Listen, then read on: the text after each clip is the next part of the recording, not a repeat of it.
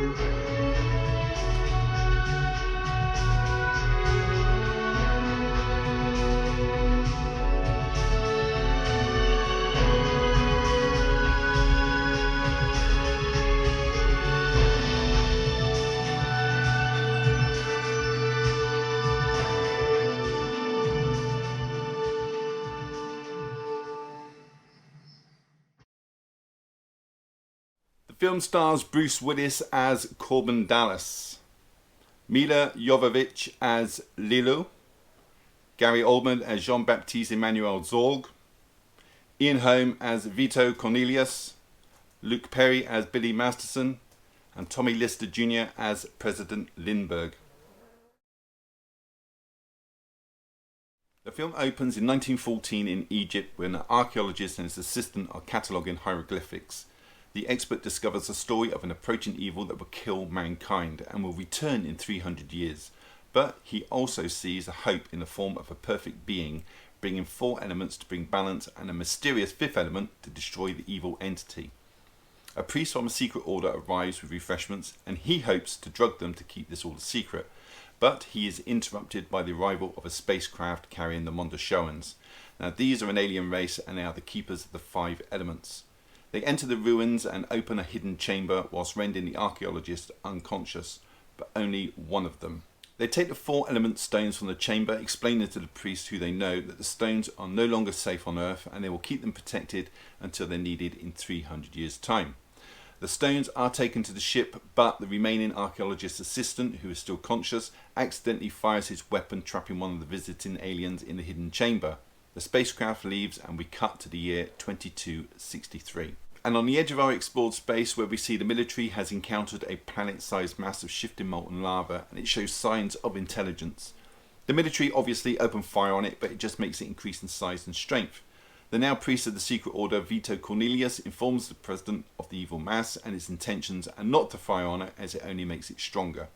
He also informs the president of mankind's only hope, the 5th element, and that the aliens, the Mondoshoans, will return to protect us. Well, pretty soon the Mondoshoans show up and they're granted entry through the space protection grid, but unfortunately they've been followed and they're shot down by the Mangalores. They're a shape-shifting alien race of mercenaries hired by Zorg, who is a power-crazy megalomaniac, who's made a deal with the evil entity and requires the stones for a trade with it. Fortunately for mankind, human technology has advanced incredibly, and they retrieve a hand from the Mangalore crash site and bring it to a military biolab where they can rebuild tissue and bone, recreating an entire being from just a fragment. When the process is complete, they see Leilu, the perfect being, and although she's outnumbered and without any weapons, she manages to escape the sealed biochamber and the building itself, making her way to the ledge of a building and leaping off straight through the roof of a passing taxi, being driven by none other than Corbin Dallas, Bruce Willis. Now, Corbin is an ex-Special Forces major who is down on his luck and living in a cubicle-sized apartment just getting by. Lily pleads with him to help evade the authorities and find Vito Cornelius, and against his better judgment, Corbin obliges. He outsmarts the pursuers, now taking the unconscious Lily to the priest. Cornelius recognises her through a tattoo that she has on her wrist of the elements and gives her access to a computer to catch up on the last few hundred years of human history. She tells Cornelius that the stones weren't with her when they were shot down, but instead entrusted to another alien on a planet nearby, and that they must go there immediately to retrieve them. The military, also wanting the stones, arranged for Corbin to go to the planet via a rigged competition, and Zorg, realising he's failed to retrieve the stones, also makes his way to the planet. The planet they're all heading for is a water planet called Flotsam, with a massive floating hotel in the guise of a ship. Corbin and Leeloo pose as husband and wife, and as a result of their tickets being a competition win, Corbin is constantly being followed and interviewed by a famous talk show host called Ruby Rhod. Meanwhile, Leeloo has to find and retrieve the element stones from the famous visiting opera singer, and that's where I'll leave the story. So did I enjoy The Fifth Element? Yes, I did. Now, I've only skirted over the story here. There are many more characters and many more subplots going on. So as you can gather, the pacing of this film doesn't let up at all. There are spectacular action scenes. The CGI is very good and it holds up surprisingly well considering its age. All the characters in this are fun. Yes, even Ruby Rhod, whom I've got to admit I wasn't a fan of when I first watched it, but he actually had me laughing this time round. I like the little touches in here as well, like the cigarettes having huge filters and tiny bits that you smoke at the end, the floating Chinese takeaway and the huge McDonald's, and also the little nod to Back to the Future with the expanding like fast food in the microwave. These little films like this help sell it. For me, I would give this film a solid 9.5 out of 10. One of Bruce's best, in my opinion.